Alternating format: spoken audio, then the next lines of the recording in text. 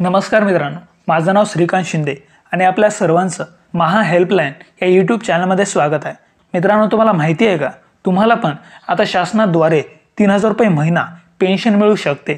या संदर्भात एक योजना सुरू करण्यात आलेली आहे। त्याच विषयी सविस्तर माहिती या व्हिडिओमध्ये मी तुम्हाला सांगणार आहे, त्यामुळे व्हिडिओ शेवटपर्यंत बघा आणि अशाच महत्त्वाच्या माहितीसाठी आपल्या या चॅनलला लगेच सबस्क्राइब करा। चला तर मित्रांनो, व्हिडिओला सुरुवात करूया। तर बघा, भारत सरकार आर्थिकदृष्ट्या बळकट नसणाऱ्या नागरिकांसाठी एक योजना राबवत आहे। या योजनेअंतर्गत दरमहा 3000 रुपयांपर्यंत पेन्शन मिळत असते। या योजनेचं नाव आहे पंतप्रधान श्रमयोगी मानधन योजना। या योजनेचे अनेक फायदे आहेत, परंतु या योजनेसाठी कोण पात्र असणार, या योजनेचा फायदा नक्की कोणाला आणि कसा मिळणार, याविषयी आता सविस्तर माहिती आपण घेणार आहोत।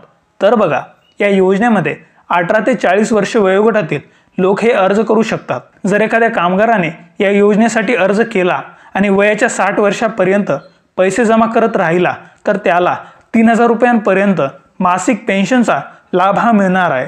तसेच त्याच्या मृत्यूनंतर त्याच्या नॉमिनीला पेन्शनची 50% रक्कम हे मिळणार आहे। याशिवाय या योजनेमध्ये नामांकनाची सुविधा देखील उपलब्ध आहे। लाभार्थी या योजनेअंतर्गत कोणाचे पण नाव जोडू शकतो। त्यासोबत या योजनेमध्ये रस्त्यावरील विक्रेते, हमाल, मोची, कचरा वेचणारे, घर कामगार, धोबी, रिक्षा चालक, कामगार, शेती कामगार, बांधकाम कामगार, बिडी कामगार, हातमाग कामगार, चामडे कामगार या सर्वांचा समावेश होतो।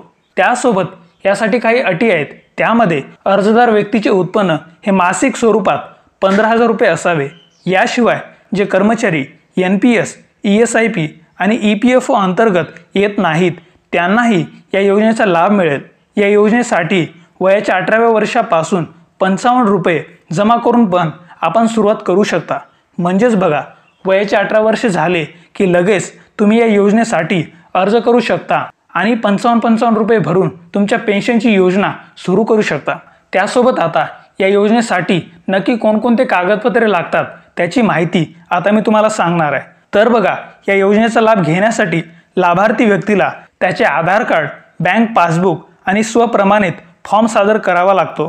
पैसे जमा करण्यासाठी दरमहा ऑटो डेबिटद्वारे हप्ता कापला जाईल। म्हणजेच ऑटो पे अंतर्गत तुमच्या बँक खात्यामधून या योजनेसाठी ऑटोमॅटिक पैसे हे कापले जाणार आहेत। परंतु या योजनेसाठी पहिला हप्ता हा कॉमन सर्व्हिस सेंटर म्हणजे CSC केंद्रावर रोख स्वरूपात भरावा लागतो आणि CSC सेंटरवरच या योजनेसाठी तुम्हाला ऑनलाईन स्वरूपात अर्ज देखील करता येतो। त्या संदर्भात अर्ज कसा करायचा याची माहिती तुम्हाला जर पाहिजे असेल तर कमेंट करा।